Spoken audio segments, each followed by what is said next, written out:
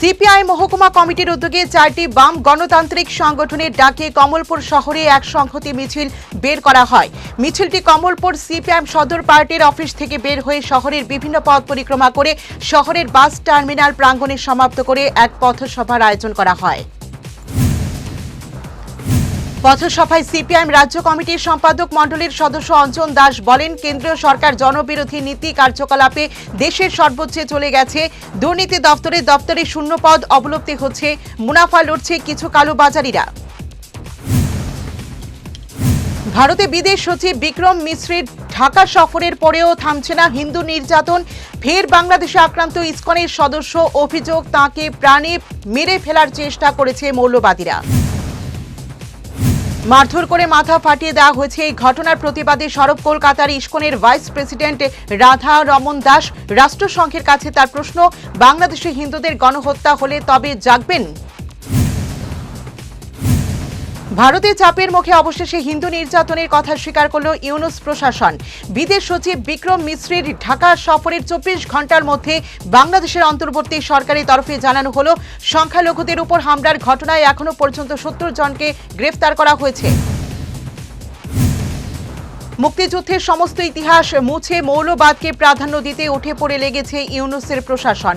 মুজিবের জয় বাংলা স্লোগান নিষিদ্ধ করার পর এবার 16 ডিসেম্বরের নিরাপত্তা বাহিনীর কুচকাওয়াজে নিষেধাজ্ঞা জারি করা হয়েছে। 1971 সালের এই দিনেই ভারতীয় সেনা ও মুক্তি বাহিনীর কাছে আত্মসমর্পণ করে পাকিস্তানি বাহিনী। প্রতি বছর এই দিনটিকে বিশেষভাবে পালন করে বাংলাদেশ।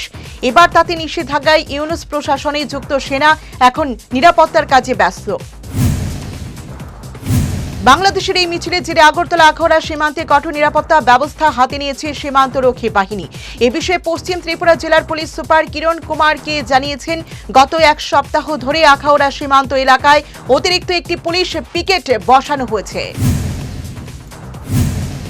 তাছাড়া সীমান্তরক্ষী বাহিনী এলাকায় টহলদারি বাড়িয়ে দিয়েছে। তিনি বলেন, সীমান্ত এলাকায় মোতায়েন করা হয়েছে অতিরিক্ত সেনাবাহিনী। তার কথায়, যে কোনো ধরনের অপ্রীতিকর পরিস্থিতি মোকাবেলায় প্রস্তুত রয়েছে আরক্ষা দপ্তর ও সীমান্তরক্ষী বাহিনী। কোনোভাবেই দিল্লির কাছে আত্মসমর্পণ নয়, হুঙ্কার দিয়ে বুধবার সকালে আগরতলার অভিমুখে লং মার্চ শুরু করল বিএনপি। আগরতলায় বাংলাদেশের উপদূতাবাসে হামলা, জাতীয় পতাকার অবমাননা এবং সাম্প্রদায়িক অশান্তিতে উস্কানির প্রতিবাদে সোমবার আগরতলার উদ্দেশ্যে লং মার্চের ডাক দিয়েছিল খালেদা জিয়ার দল। সেই মতোই পথে নামল বিএনপির 3 সহযোগী সংগঠন, জাতীয়তাবাদী যুবদল, স্বেচ্ছাসেবক দল ও ছাত্রদল। বুধবার বাংলাদেশের সময় সকাল 9:30টায় নয়াপল্টনের বিএনপি কেন্দ্র কার্যালয়ের সামনে থেকে লং মার্চ শুরু হয়। উত্তর পূর্বাঞ্চলের পরিষদের পূর্ণাঙ্গ অধিবেশনকে কেন্দ্র করে রাজ্যের সীমান্ত এলাকায় নিরাপত্তা ব্যবস্থা জোরদার করা হয়েছে। এ বিষয়ে পশ্চিম ত্রিপুরা জেলার পুলিশ সুপার কিরণ কুমারকে জানিয়েছেন, গত এক সপ্তাহ ধরে আখাউড়া সীমান্ত এলাকায় অতিরিক্ত একটি পুলিশ পিকেট বসানো হয়েছে। তাছাড়া সীমান্তরক্ষী বাহিনী এলাকায় টহলদারি বাড়িয়ে দিয়েছে। তিনি বলেন, সীমান্ত এলাকায় মোতায়েন করা হয়েছে অতিরিক্ত সেনাবাহিনী। তার কথায়, যে কোনো ধরনের অপ্রীতিকর পরিস্থিতি মোকাবেলায় প্রস্তুত রয়েছে আরক্ষা দপ্তর ও সীমান্তরক্ষী বাহিনী। ৬৮তম জাতীয় স্কুল গেমসের অধীন অনূর্ধ্ব 17 বালিকাদের জুডো প্রতিযোগিতা আগামী 12 থেকে 15 ডিসেম্বর অনুষ্ঠিত হতে চলেছে রাজধানীর এনএসআরসিসি কমপ্লেক্সে। আগামী দুপুর 1টায় এই প্রতিযোগিতার উদ্বোধন করবেন মুখ্যমন্ত্রী অধ্যাপক ডক্টর মানিক সাহা। আজ সচিবালয়ের কনফারেন্স হলে আয়োজিত এক সাংবাদিক সম্মেলনে একথা জানিয়েছেন রাজ্যের যুব ও ক্রীড়া কল্যাণ দপ্তরের মন্ত্রী টিঙ্কু রায়। তিনি বলেন, এই প্রতিযোগিতায় সারা দেশের 27টি রাজ্য এবং 4টি অন্যান্য সংস্থা মিলিয়ে মোট 31টি দল এই প্রতিযোগিতায় অংশগ্রহণ করতে চলেছে। সংগঠন বিরোধী কাজকর্ম এবং অর্থনৈতিক দুর্নীতির কারণে বহিষ্কৃত সিপাহীজলা জেলার বিএমএস অনুমোদিত ট্যাক্সি চালক সংঘের জেলা সভাপতি সজল দেবনাথ।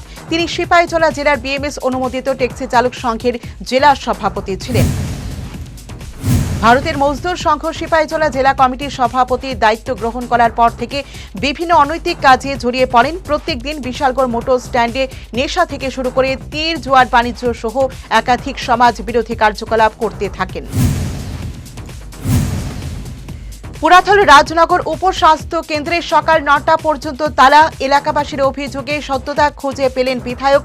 স্বাস্থ্যকর্মীদের সঠিকভাবে কর্তব্য পালন করাতে ঘটনাস্থল থেকে স্বাস্থ্য দফতরের আধিকারিকদের নির্দেশ দিলেন বিধায়ক সুশান্ত দেব। জানা যায়, দীর্ঘদিন যাবৎ পুরাতন রাজনগর উপস্বাস্থ্য কেন্দ্রে স্বাস্থ্যকর্মীরা তাদের নিজেদের মর্জি মাফিক কাজ করে যাচ্ছেন।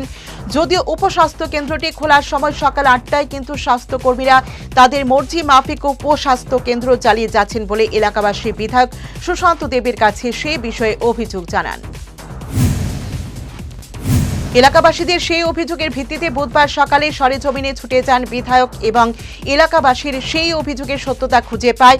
বাধ্য হয়ে ঘটনাস্থল থেকে স্বাস্থ্য দপ্তরের আধিকারিকদের সেই বিষয়ে অবগত করেন। বিধায়ক জানান, রাজ্য সরকার সহ বর্তমানে শাসক দল বিজেপি সরকারকে কলঙ্কিত করাতে একাংশ সরকারি কর্মচারীরা প্রয়াস চালিয়ে যাচ্ছেন। তাদেরকে স্পষ্ট ভাষায় হুঁশিয়ারি দিলেন বিধায়ক। মানুষকে সঠিক সময়ে সঠিক পরিষেবা প্রদান করা হচ্ছে বর্তমান বিজেপি সরকারের মূল কাজ।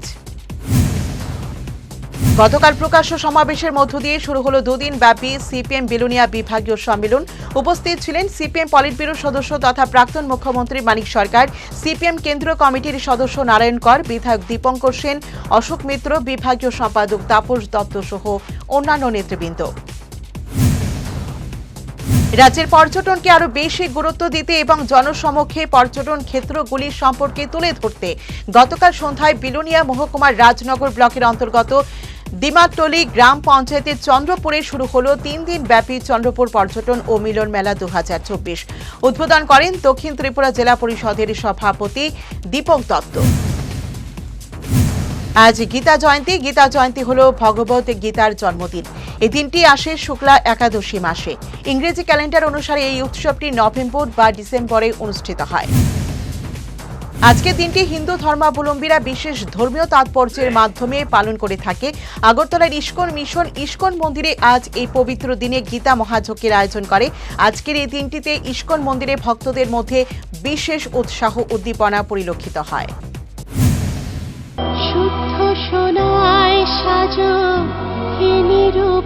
শুদ্ধতার স্বর্ণ মন্দির